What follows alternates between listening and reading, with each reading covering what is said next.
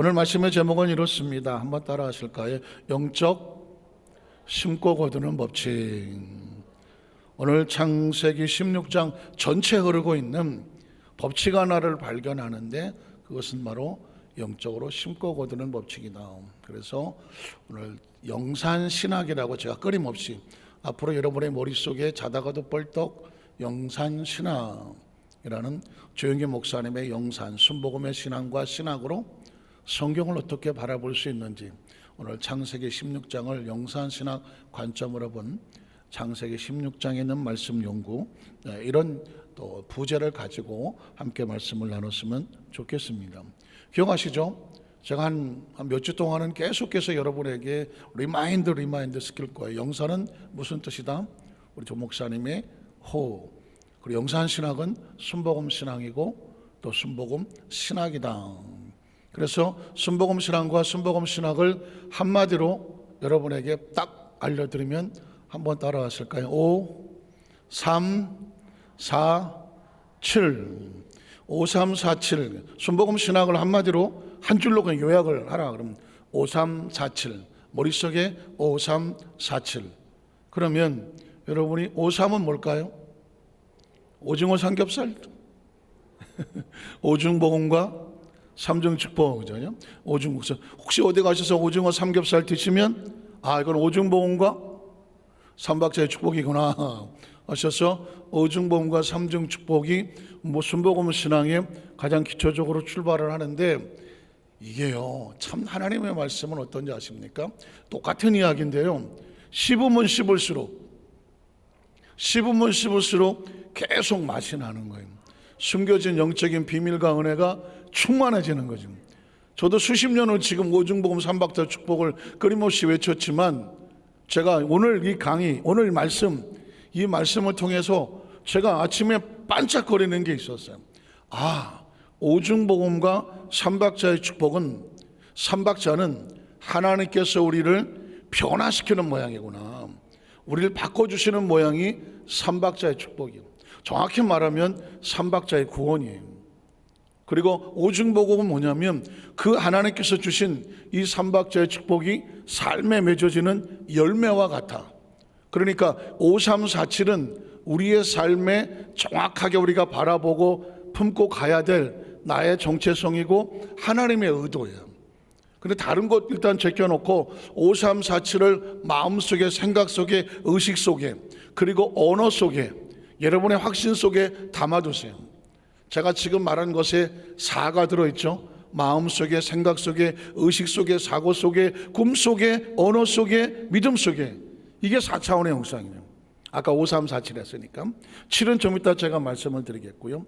자, 그러면 5, 3, 4, 7인데 3을 먼저 이야기하기 원합니다. 왜냐하면 3은 아까도 말씀을 드렸지만 하나님께서 자기 백성을 만나고 예수를 만나서 크리스찬이 되면 하나님께서 존재적으로 잃어버렸던 세 가지를 회복을 시켜줘. 그걸 구원이라고 말해요.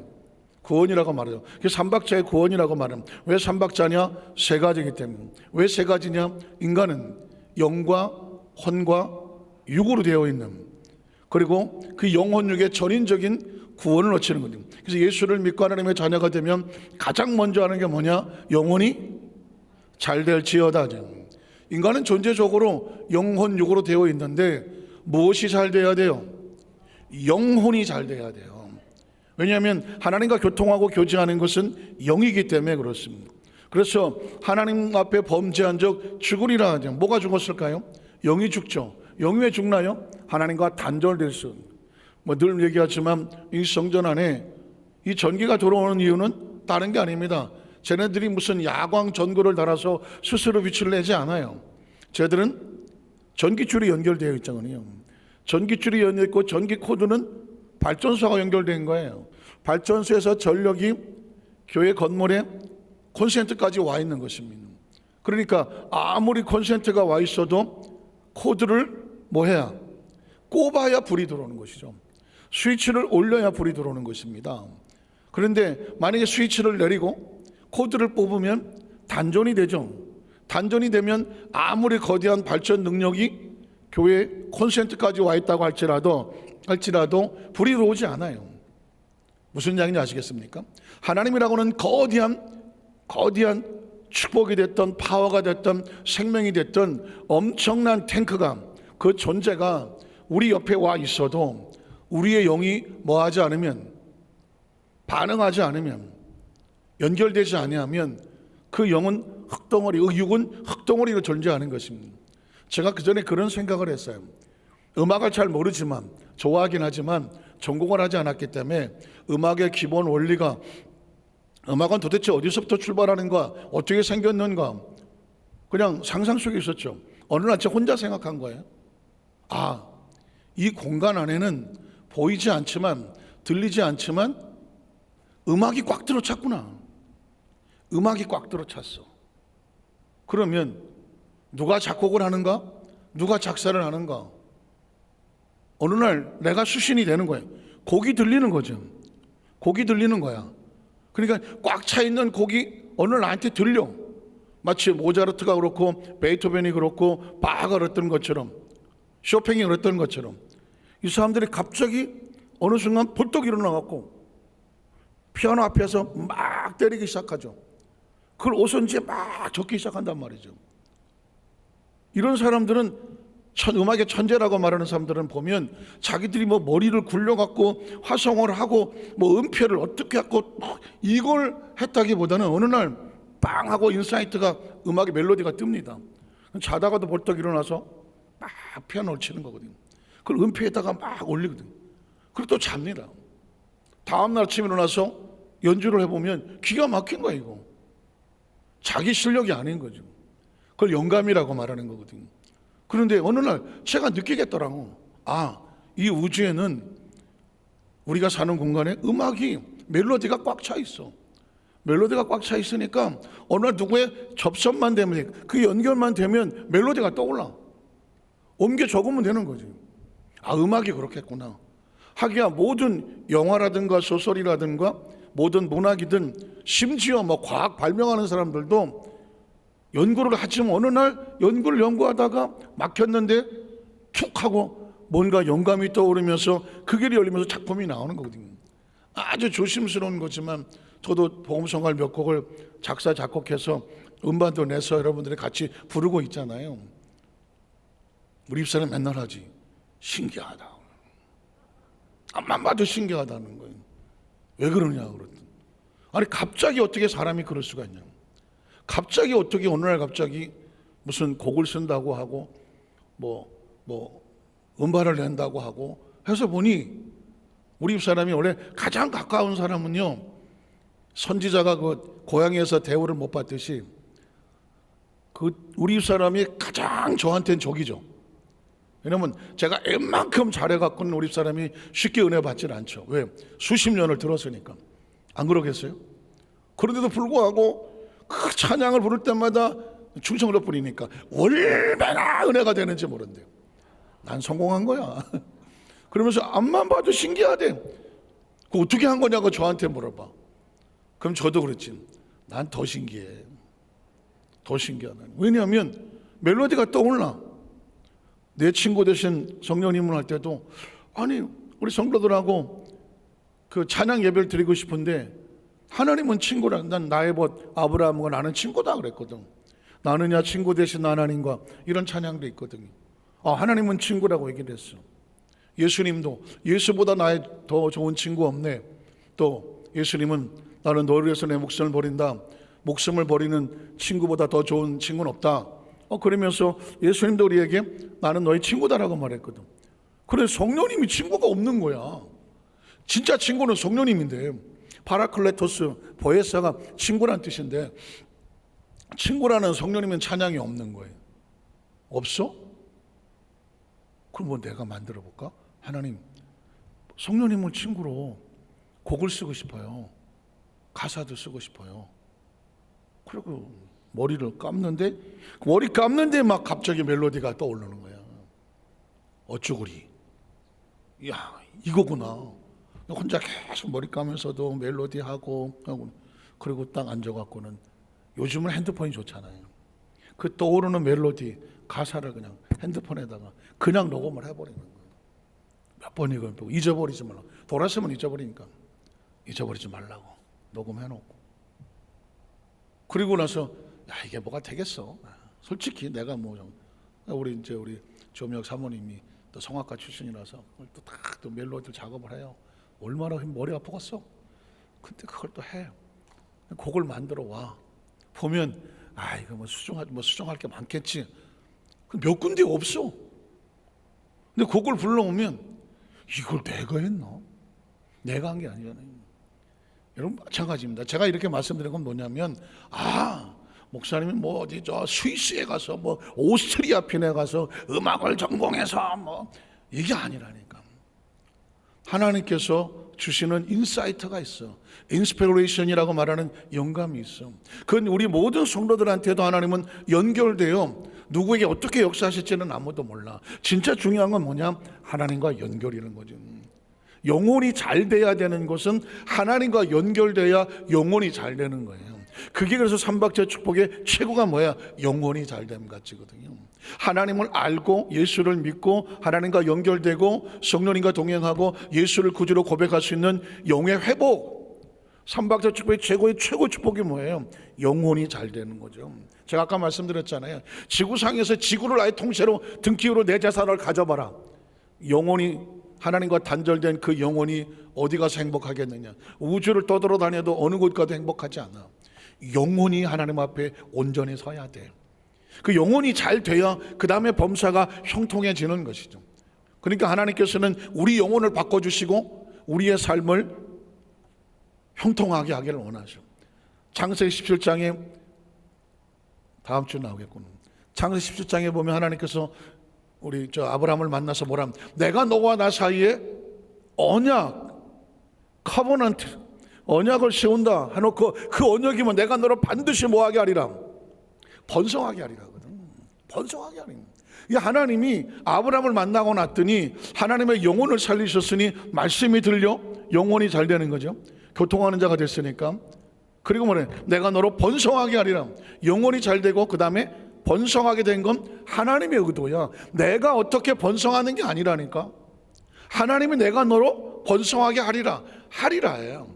영혼이 잘됨 같이 범사가 잘 되고 그 다음에 어떻게 강건하게 하리라는 거예요. 생명에 대한 축복이죠. 그래서 예수님은 이 땅에 오셔서 천국 복음을 전하고 말씀을 가르치고 병든 자를 고치는 치유 사역을 3년을 했으면 2년은 병만 고쳤어. 1년을 천국을 선포하고 또 1년을 말씀을 가르쳤다면 6개월 하고 2년은 병을 고쳤어. 예수님께서 그 병자들의 병을 고치기를 왜 그렇게 원하시느냐? 몸이 건강해야 영혼도 건강하지. 몸이 건강해야 뭘 맛있는 걸 줘도 먹지. 몸이 아픈데 뭐 맛있는 거 갖다 놓으면 뭐 하겠어? 몸이 아픈데 무슨 톰 크루즈가 환갑이 넘었는데 얼마나 재밌는지 모르겠더라 이러면서 영화 보러 가자 탑건 매버릭 보러 가지마 날 보면 돼. 이거 어려운 얘기인데 톰 크루즈 보고 싶으면 절 보라니까요. 말 같지 않으니까 대답도 없네. 어쨌든 그래서 영혼이 잘 되고 범사가 잘 되고 강건한다는 것은 그냥 하나님을 만나는 회복된 백성은 영혼이 회복이 되고 범사가 회복이 되고 생명이 회복되어지는 거야. 이게 삼박자의 축복이야. 순복음의 신앙은 하나님을 만나면 하나님께서 세 가지 영역에서 회복을 주시는구나. 그걸 구원이라고 말해. 그러면 이 삼박자의 축복이 오중복음하고는 어떻게 연결이 되느냐? 성경 속에 있는 5가지 복음의 소식을 전해야 되잖아요. 전해지는 건데 이 오중복음도 삼박자의 축복의 근원이 된 거죠. 자, 오중복음의 첫 번째가 뭐예요? 죄사함의 복음. 뭘 구원하려고 죄사함의 축복을 주시는 거예요? 영혼이 잘 되려면 뭐가 죄가 사해져야 되잖아. 영혼이 잘 되려면 죄사함의 은혜가 있어야 돼. 그러니까 죄사함의 축복은 뭐 때문에 있느냐? 영혼이 잘 되기 위해서. 그 다음에 성령 충만의 축복은 뭐냐? 역시 마찬가지야. 성령 충만하면 영혼이 잘 되는 거니까. 그렇죠? 세 번째가 뭐예요? 신유가 나올 수 있고 축복이 나올 수가 있는데, 그럼 뭐 축복이 나왔다고 치면 축복의 세 번째 복은 뭘까요? 범사가 잘 되는, 범사가 형통하는 게 축복이니까. 네 번째가 뭐예요? 신유의 복음이잖아요. 신유의 복은 뭐예요? 강건하라는 거죠. 연결된 거죠. 그리고 마지막에 다섯 번째 뭐죠? 재림의 복음이잖아요. 재림은, 육체는 재림에 신경이 없어요. 육체는 그냥 등 따시고 배부르고 이 땅 속에서, 이 땅에서 열심히 살면 끝이야. 왜? 육신의 목적은 땅이야. 그러나 영혼의 목적은 땅이 아니야. 이 육체에서 벗어나서 시간과 공간을 초월하여 하나님 속에서 왔으니 하나님 속으로 다시 돌아가기를 원해. 하나님 안에서 자유하는, 지금은 상상도 안 되는 우리 육체로 갇혀 있는 존재는 그 영혼이 도대체 어떤 존재고, 영혼이 받을 축복이 어떤 것이고, 하나님과 함께 있다는 것이 어떤 것이고, 빛의 나라가 어떤 것인지, 시간과 공간을 초월하여 움직이는 이 4차원의 초자연적인 영적인 세계에 대해서 아무런 감각이 없어요, 육은. 그러나 영은 오직 그날만을 기다려. 육신을 벗고 하나님께로 돌아갈 날만 기다려. 혹시 우리 여의도 수만상교회 성도들도, 또 말씀을 듣는 우리 많은 성도들 가운데서 혹시 나는 원래 내 신분은 말을 안 해서 그렇지 나는 사실 하늘에서 내려온 선녀다. 손 들어봐.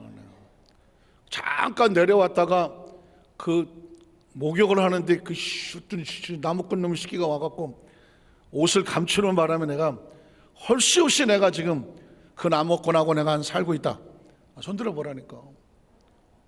그래갖고 내가 그 옷만 있으면 내가 다시 하늘나라로 올라가려고 할 텐데 옷이 없어서 못 올라간다. 근데 그 동화에 보면 그 남편이 하도 그냥 안타까우니까 그래서 옷을 이제는 안 가겠지 하고 줬다는 거 아니에요. 그랬더니 줬더니 어떻게, 원래 하늘에 있던 사람이라 날개 옷을 입으니까 그냥 쑥 하고 올라갔더라는 거 아닙니까? 그건 왜 그러냐? 원래 하늘에서 내려온 사람이야. 그 선녀는 하늘로 가야 돼. 마찬가지로 우리 영은 땅에서 솟아난 존재가 아니라니까요. 우리 영은 하늘에서 온 존재이기 때문에 영은 이 지구에 갇혀 있기를 원하지 않아요. 한 200살 살아봐. 200살 살아보라니까요. 나 지금 열심히 가고 있는 중에 지금 200살. 그러면 이대로 200살 살겠어? 조금 불만정. 500살이야 500살. 500살 이러고 살겠냐고.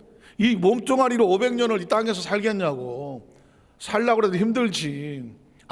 살아보니 육신은 이 정도가 딱이네. 이 정도는. 그래서 세상의 마지막 때, 자기 자신의 마지막에 다가오면 내가 이제 모든 수고를 다 하고 쉬고 싶다, 그런 얘기를 하잖아요. 그건 육체가 하는 소리야. 그래서 그 영은 어디로 가야 돼? 하나님의 나라로 가야 돼. 그래서 다시 오시는 재림의 복음을 말하는 거예요. 자, 그러면 오중보험과 삼박자의 축복이란 그냥 우리가 뻔히 아는 것 같지만 삼박자의 축복은 하나님을 만나면 하나님께서 우리를 이렇게 변화시키려고 하는 하나님의 차원의 의도고, 오중복음은 뭐냐? 우리가 하나님께 받은 그 축복의 삶의 열매야, 열매. 그게 오중보와 삼박자의 축복이에요. 그러면 이 열매를 맺기 위해서 뭐가 필요하느냐? 4가 필요해. 5하고 3 사이에 뭐가 있어? 진짜 수학도 가르쳐드리고 산수도 가르쳐드리고 5, 3, 4가 있는 거예요. 이 오중복음과 삼박자의 축복이 내 삶의 열매를 맺기 위해서 4가 필요한데, 그 4가 뭐냐? 4차원의 영성인 거죠. 4차원의 영성을 여러분 잘 중요시 여겼지만, 여러분이 인간이 아니라면 난 잘 모르겠어. 만약에 인간이라면, 내가 사람이라면 지구에서 내일 모레 가 싶으면 내가 잘 모르겠고, 이 땅에서 내가 사는 동안은 이 오중복음과 삼박자의 축복이, 하나님이 삼박자에 약속해놓은 이 선언이 내 삶의 열매를 맺기 위해서는 4가지의 목숨을 걸어야 돼. 이 4가지가 뭐냐? 순서는 상관이 없어. 꿈에, 생각에, 믿음에, 입술의 고백에 4가지를 목숨을 걸어야 돼. 왜? 이 4가지가 우리의 삶을 바꿔. 한번 따라하실까요? 4차원의 영성이 내 삶을 바꾼다. 내 인생을 바꾼다. 내 팔자를 바꾼다. 내 운명을 바꾼다.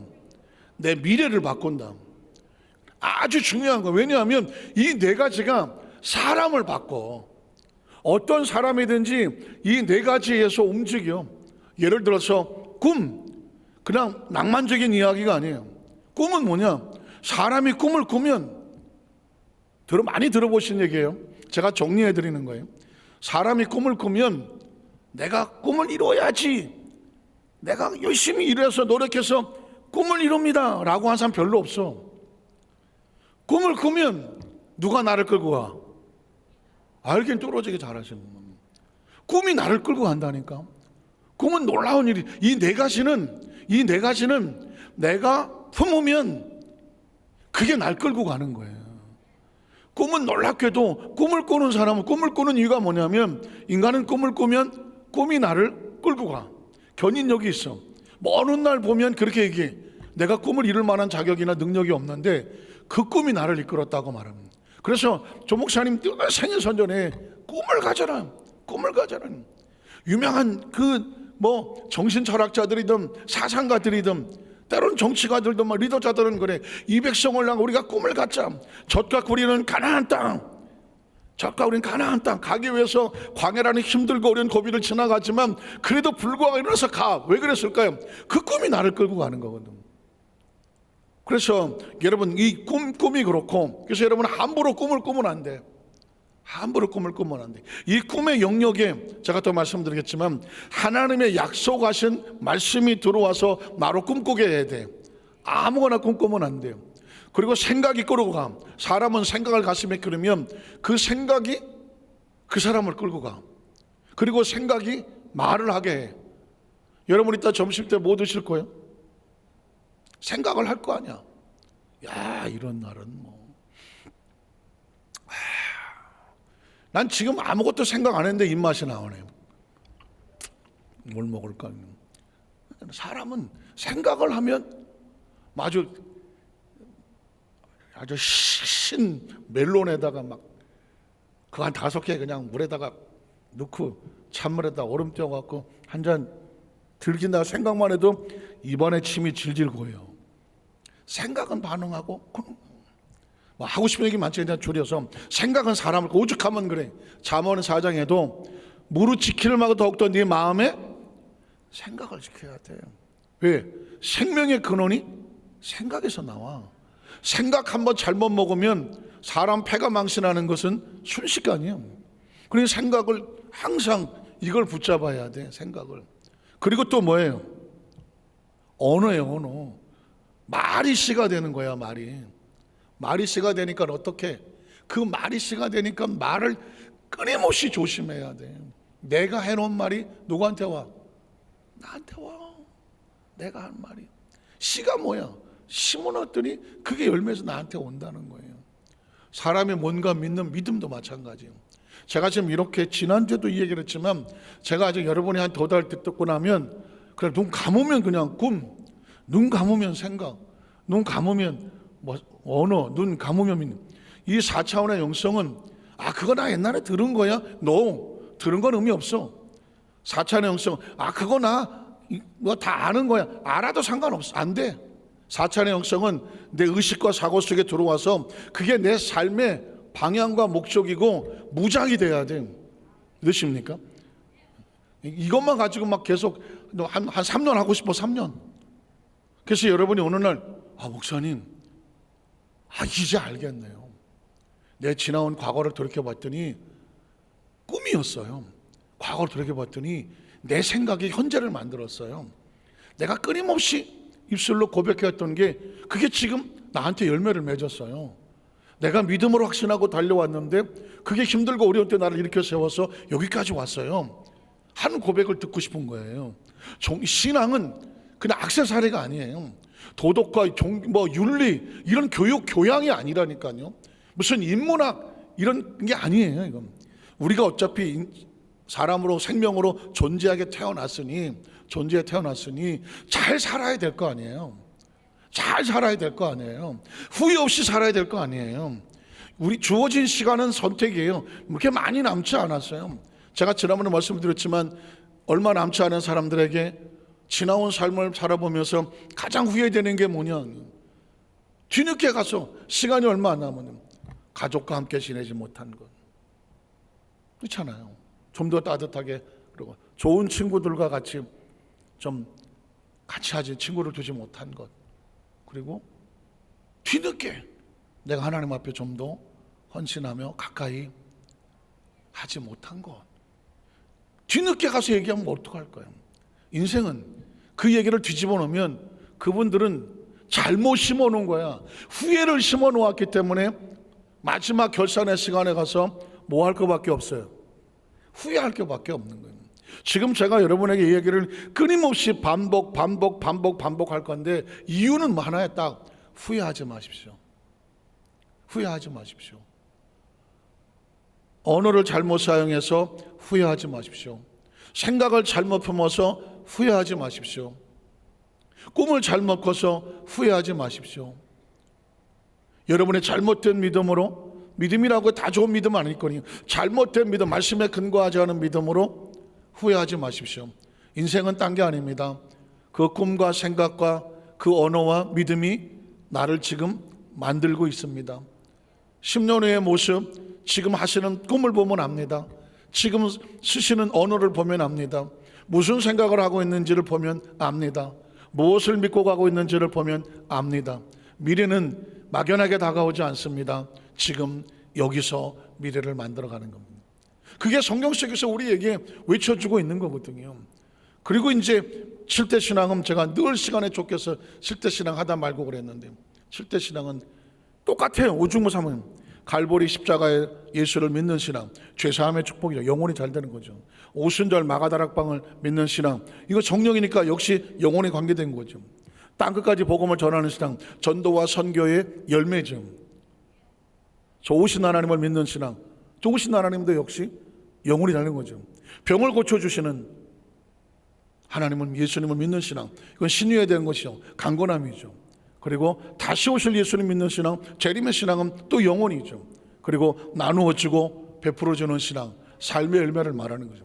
그러니까 순복음 신앙은 뭐 다른 그 교파에서 신앙 하시다 오신 분도 있겠지만, 적어도 이 순복음의 신앙과 신학과, 그리고 내가 정말 순복음교회 신앙인입니다, 순복음교회 교육자입니다, 순복음교회 나는 사역자입니다, 설교자입니다, 강의자입니다, 교수입니다 라고 하려면 5347이 머릿속에 딱딱 차고 있어야 돼요.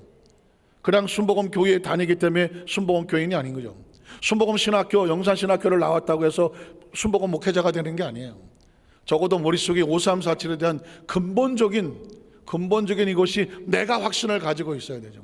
그리고 이 관점으로 성경을 보아서 성경 속에 있는 하나님의 메시지를 발견해내고 그것이 부딪혀서 그것을 삶 속에 적용하고 성도들에게 가르치고 신학생들에게 가르치고 후배 목회자들에게 가르치고 계속해서 삶 속에 열매 맺게 하는 것, 이게 바로 영산신학이고 순복음신학이고 신앙이고, 오늘 순복음교회 성도들, 그리고 모든 신학생들, 그리고 모든 목회자들이 이게 무장이 돼야 되는 거예요.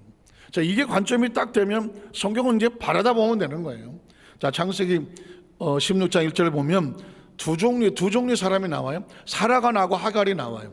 창세기 16장에는 사라가 낳고 하갈이 나오는데, 사라가 하는 얘기를 가만히 들어보면 한마디로 그는 심고 있어요. 잘 심었으면 좋은 열매를 거둘 것이고, 잘못 심었으면 스스로 고통을 당할 거예요. 이 얘기가 기록된 이유는 뭐냐?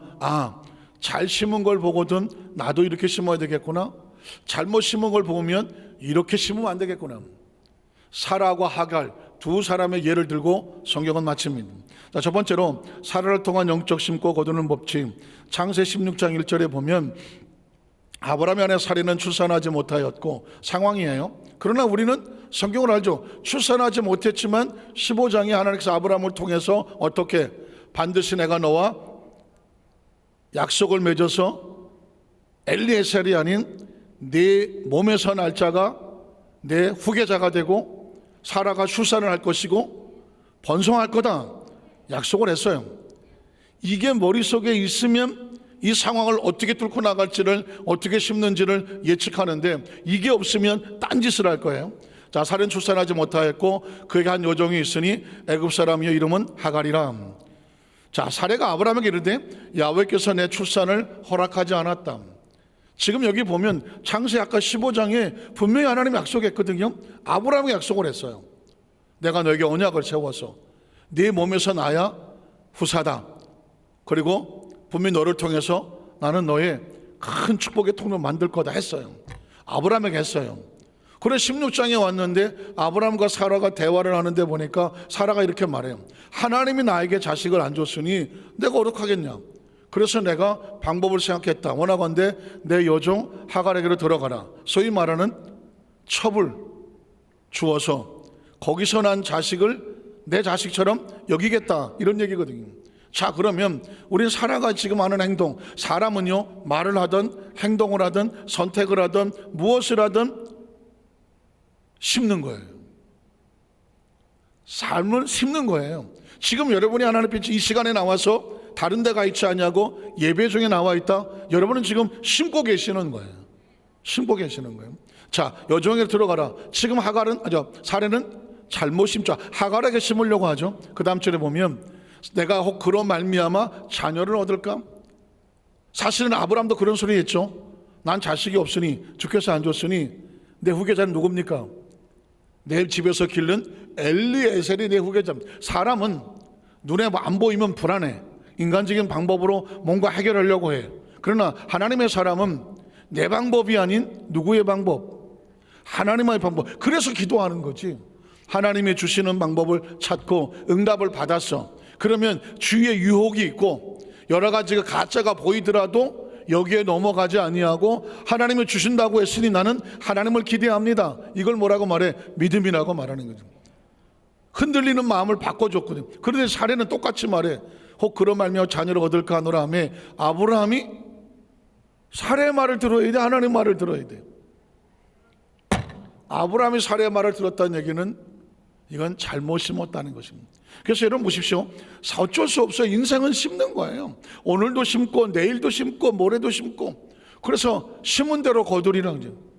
인생은 먼 훗날 지금 젊었을 때 심었던 것 나이 먹어 거두는 거예요.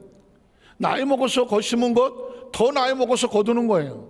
왜 인생을 잘 살아야 됩니까? 왜 선하게 살아야 되고 착하게 살아야 되고 믿음을 가지고 열심히 살아야 됩니까?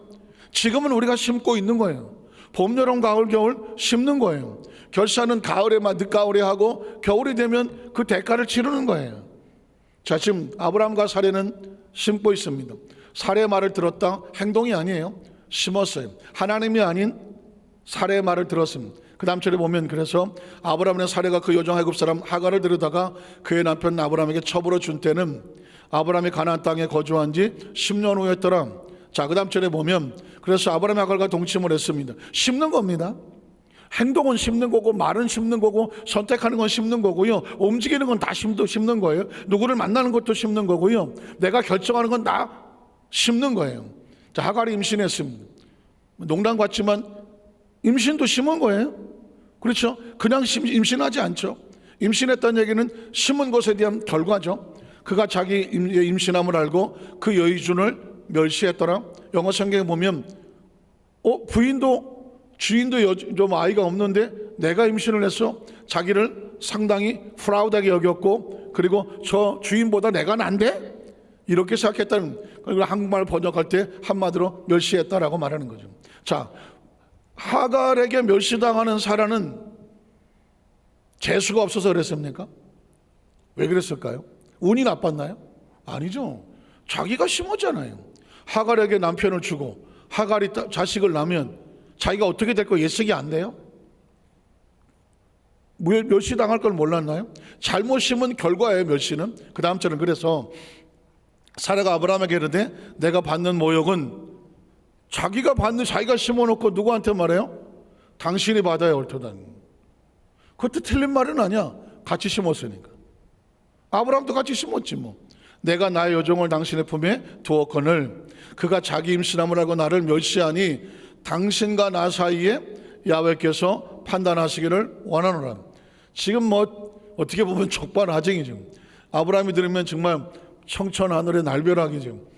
자기가 시킨 대로 다 했는데 마지막에 뒤집어 씌우는 거는 아브라함이 뒤집어 씌우는데, 제가 이 이야기는 뭐 잘잘못을 떠나서 사람은 자기가 심은 것 심은 대로 거둘 수밖에 없어. 뭐 하나님이 판단할 것도 없어. 자기가 심은 건 자기가 두는 거죠. 자, 이런 것처럼 오늘 사라는 자기가 심고 잘못된 것을 얻었어. 우린 여기서 뭘 느낄까요? 아, 인생은, 신앙은 심는 거구나. 낮에도 심고 밤에도 심고 하루 24시간 심는 거예요. 여러분, 밤에 잘 주무시면 그 다음날 좀 편안하잖아요. 밤에 한숨도 못 잤어. 언제 보면 알아? 지금 보면 알지 뭐. 어쨌든 두 번째로, 자, 그러면 하갈을 통한 영적 시간은 없지만 하갈도 심어요. 하갈도 심어요. 그냥 지금 뭐 사라 이야기만 하는 게 아니라 하갈 이야기만 하는 게 아니라 사람은 다 이래요. 내 얘기라고 생각하셔야 돼요. 자, 하갈은 어떻게 심었을까요? 그 다음 절에 보면 아브라함이 사라에게 이르되 당신의 여종은 당신의 수중에 있으니 당신의 눈에 좋을 대로 그에게 행하라 하며, 그래서 사라가 하갈을 학대합니다. 학대했더니 하갈이 사라 앞에서 도망합니다. 하갈은 왜 학대를 받았나요? 자기가 학대받게 했잖아요. 그 주인 사라를 멸시하고, 아유 저것도 지금 애기도 못 낳으면서 지가 뭐 주인이라고 아이고 꼴깍 떨고 앉았네.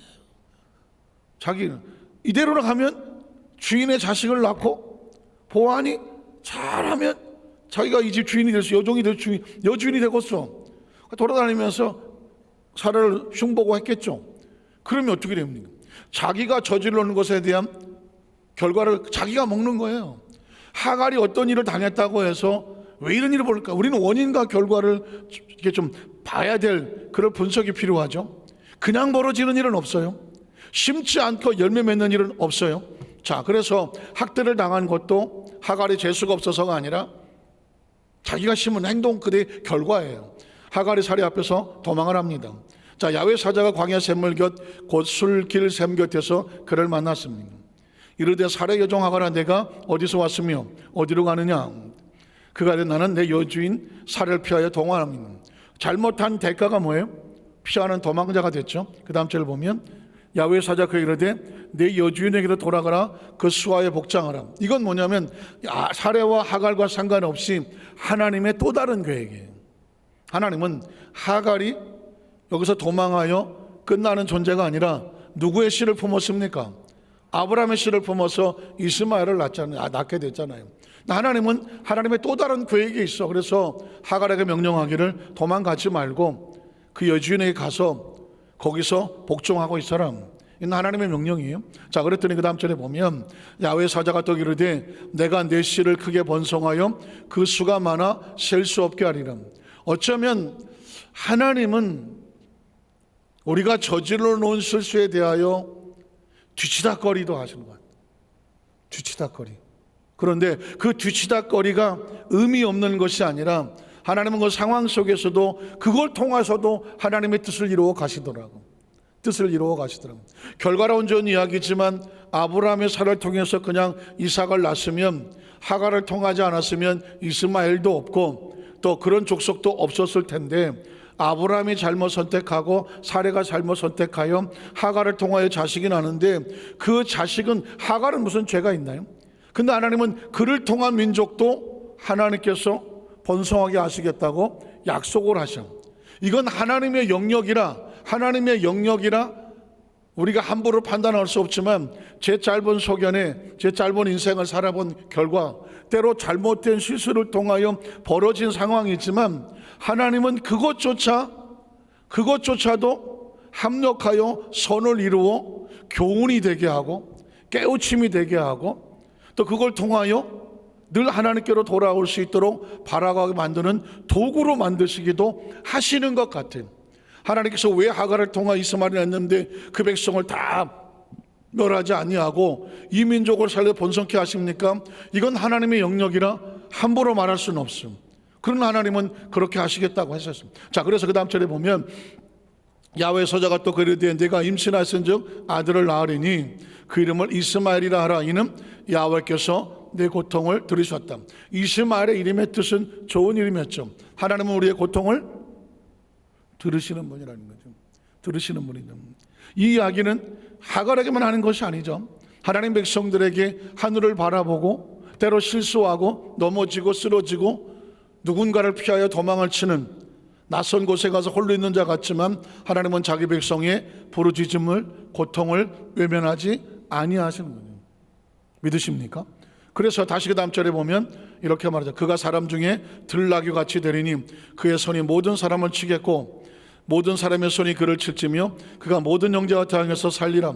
안타깝지만 이스마엘의 앞으로의 삶의 운명이 평탄하지는 않을 거다. 큰 민족을 이루긴 하겠지만 항상 유대인 이스라엘 민족에게 늘 가시가 되고 고통이 될 수 있을 거다. 그래서 여러분 혹시 아시겠지만 지금 저 중동에서 이슬람 문화와 그리고 이스라엘과 늘 계속 충동하고 있고 또 지금 이 이슬람 문화권이 전 세계적으로 큰 문제가 돼서 우리나라도 이슬람이 많이 들어와 있죠.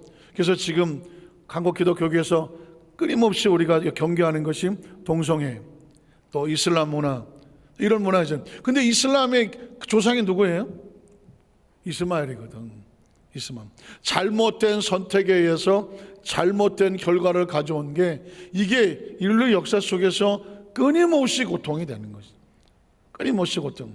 이건 대가는 잘못 선택한 잘못 심은 대가에 의해서 우리가 그걸 가지면서 항상 이스마엘을 느낄 때마다 이슬람 문화를 볼 때마다 한번 잘못 심은 것이 얼마나 집요하게 오랫동안 고통과 아픔이 될 수 있는지를 영적 경계 삼아야 돼요. 자, 그가 모든 형제 대항해 살리라 아니라 그 다음 절에 보면 하갈이 자기에게 이르신 야훼 이름을 나를 살피시는 하나님. 나를 살피신다고 하는데 영어 성경에 보면 항상 나를 주목하여 보고 계시는 하나님. 내 형편 처지를 항상 보고 계신 하나님. 그런 고백으로 이 하갈은 고백을 합니다. 자, 그 다음 절을 보겠습니다. 이는 내가 어떻게 여기서 나를 살피시나를 배웠는고 합니다. 이러므로 그 사람을 부엘 라헤로 이란. 저는 이게 한 단어인 줄 알았더니 이것도 원어 성경에 보면 부엘이 따르고 라헤로가 따르고 라헤가 다르고 로이가 달라. 세 단어가 합쳐진 말이에요. 그냥 부엘라 로이에서 한 단어인 줄 알았더니 부엘 라헤 로이 세 단어가 합쳐서 그냥 부엘라로 불렀는데 뜻은 뭐냐면 위치는 뭐냐면 가데스와 베레사에 있는데 나를 감찰하신 하나님.